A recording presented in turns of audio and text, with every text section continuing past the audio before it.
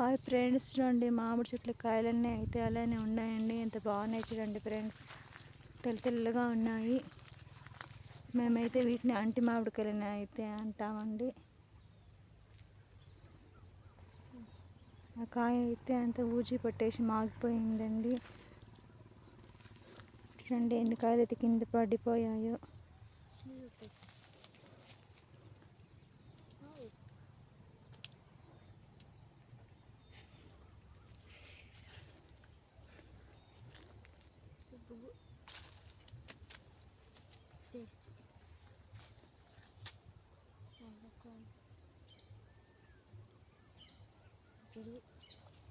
ఇవి ఎక్కువ కనిపించినప్పుడు అయితే తినడానికి అయితే అవ్వదండి.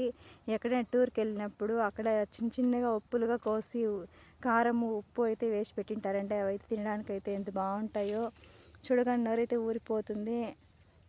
అలా ఉంటే తింటాం, బాగా అయితే తింటామండి. ఇప్పుడు ఈ తోటలోకి అయితే మేము వచ్చాము. తోట చెట్ల నిండా కాయలు అయితే ఉన్నాయి. ఒక కాయ కూడా కోసుకొని తినాలని అయితే అనిపించట్లేదు.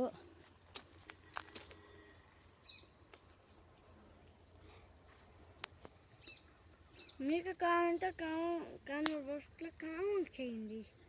మా ఆరుని తెచ్చిస్తాడంట మీకు. ఎవరు కామెంట్ చేయండి, ఎవరికి ఇస్తానా.